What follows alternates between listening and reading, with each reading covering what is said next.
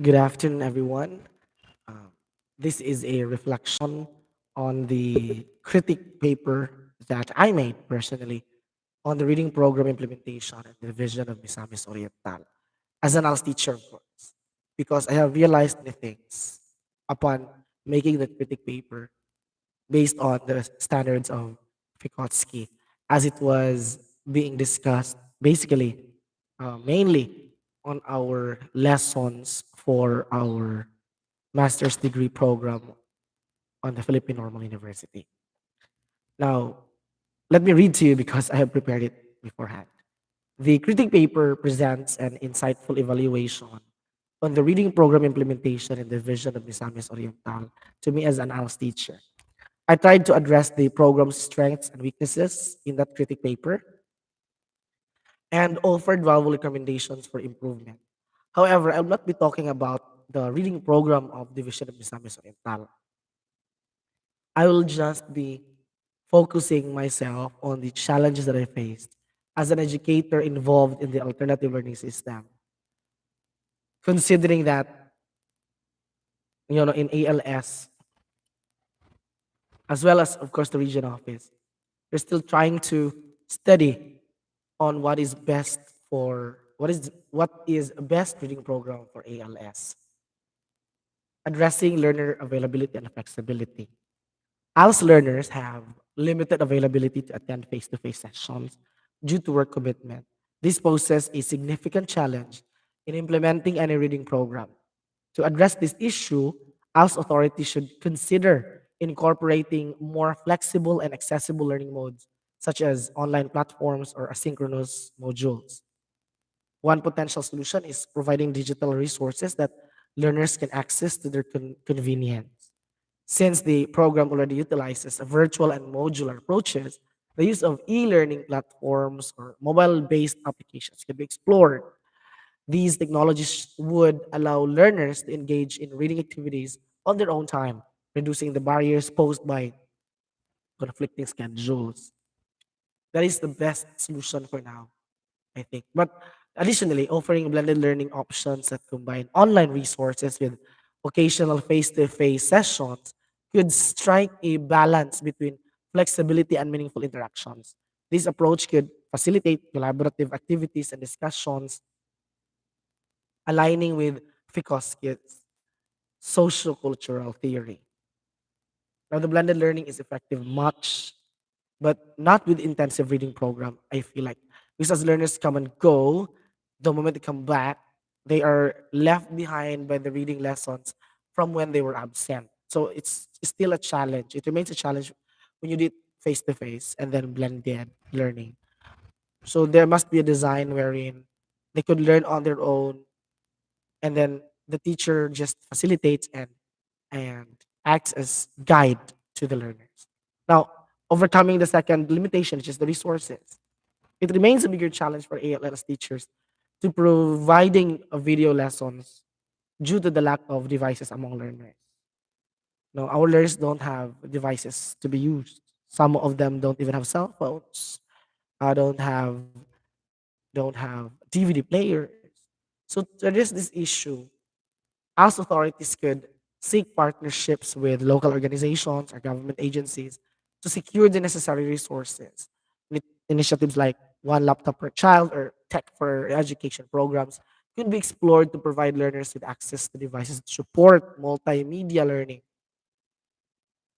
Currently, with the help of the LGU, in Camiguin, in Katarman most especially, because only Katarman have this, we have been given 150 tablets thanks to the Development Academy of the Philippines tying up with partnering up with ALS Katarman to be used for our learners. However, if not monitored closely face to face, learners will not religiously study as they should. That's why it remained really a challenge to how to motivate them because they're adult learners. Our learners are mostly adults. That's why we cannot stop them from looking for food for their tables first and insist that they study those that their ALS teachers are giving them.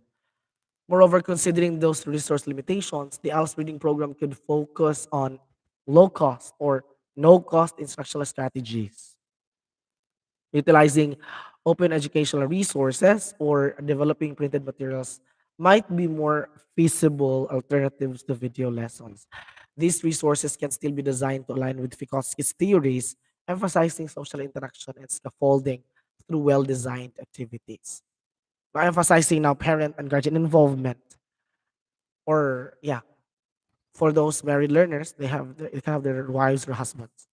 To create a supportive learning environment involving parents and guardians or partners actively in the ALS reading program is crucial.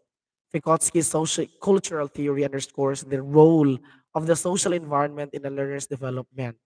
To achieve this, ALS authorities could conduct workshops or orientations for parents and guardians, guiding them on how to support their children's reading journey. Additionally, regular communication channels should be established between teachers, parents, and students. This would facilitate ongoing feedback, progress updates, and address any concerns or challenges that learners may face. Such collaborations align with the critique paper that I made earlier, as it enhances the partnership between home and school. Because basically mostly of our time for face to face we conduct them in the residences of our learners. That's the reason why integrating Foucault's principles in program design. I've also reported the importance of Foucault's social-cultural theory into the program design. By adopting the zone of proximal development concept, teachers can tailor their instruction to meet each learner's specific needs. This individualized approach allows for effective scaffolding, promoting both academic and cognitive development.